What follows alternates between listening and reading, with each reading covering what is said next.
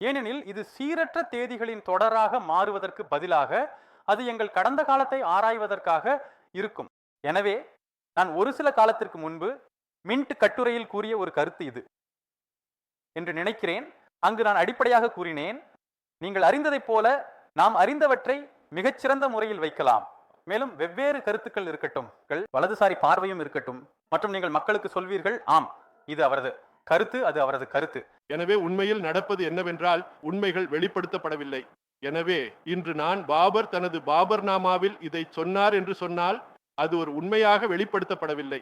ஆம், நான் இதை சொன்னால் அது வலதுசாரி பொய் என்று வெளிப்படுத்தப்படுகிறது. ஆம், அதுவே என் எதிர்ப்பு இருக்கும் இடம். சரியாக.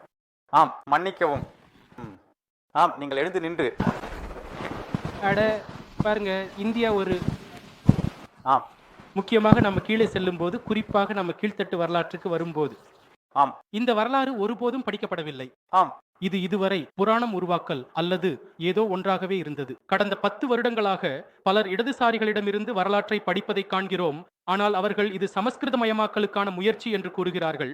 ராஜா சுஹேல்தேவின் உதாரணம் சமஸ்கிருதமயமாக்கலுக்கான முயற்சி என நிராகரிக்கப்படுகிறது. ஆனால் அதே நேரத்தில் அவர்கள் சென்று புத்தகம் எழுதுகிறார்கள்.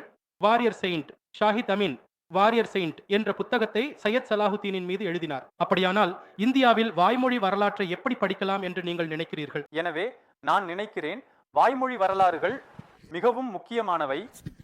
ஏனெனில் பெரும்பாலான முக்கிய வரலாறு வெளிநாட்டு ஆக்கிரமிப்பாளர்களால் எழுதப்பட்ட வெளிநாட்டு ஆக்கிரமிப்பாளர்களின் வரலாறாகும்.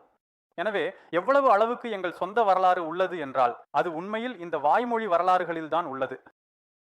மற்றும் உண்மையில் ராஜா சுஹேல்தேவின் கதை, உண்மையில் அதை பற்றி நான் பெரும்பாலும் உங்களிடமிருந்துதான் தெரிந்து கொண்டேன். நீங்கள் அதை எப்படி தெரிந்து கொண்டீர்கள்? ஏனெனில் இது பார்சிகளின் வாய்மொழி வரலாறு இல்லையா? எனவே அதை எழுதுவதற்கு ஒரு பெரிய காரணம் உள்ளது என்று நான் நினைக்கிறேன். இதனை போதுமான அளவுக்கு பலர் தீவிரமாக எடுத்துக்கொள்வதில்லை என்பதில் நான் சோகமாக இருக்கிறேன். மேலும் எனக்கு தெரிந்தவரை இந்த வரலாறு அவர்கள் அதை மிகவும் தீவிரமாக எடுத்துக்கொள்வதில்லை, ஆனால் அதை தகர்க்க முயற்சிக்கிறார்கள். ஆம், அதனை அம்பேத்கரின் மனநிலையில் ஒரு புராணம் உருவாக்குவது போலவோ அல்லது சம்ஸ்கிருதமயமாக்கல். ஆமா, அதன் பொருள் என்னவென்றால் அதற்கு எதிராக வாதிடுவதில் எந்த பயனும் இல்லை. நீங்கள் மாற்று வழியை வழங்க வேண்டும். உங்கள் கருத்தில் முதலில் கதையின் உண்மைகள் எவ்வாறு அறியப்பட்டுள்ளன என்பதை எழுதுங்கள். பின்னர் அதற்கான உங்கள் விளக்கத்தை வழங்க முயற்சிக்கவும். அவர்கள் தங்கள் வழியில் அல்லது வேறு ஒரு விளக்கத்தில் விளக்கலாம், அது சரி. 1 மில்லியன் விளக்கங்கள் இருக்கட்டும்.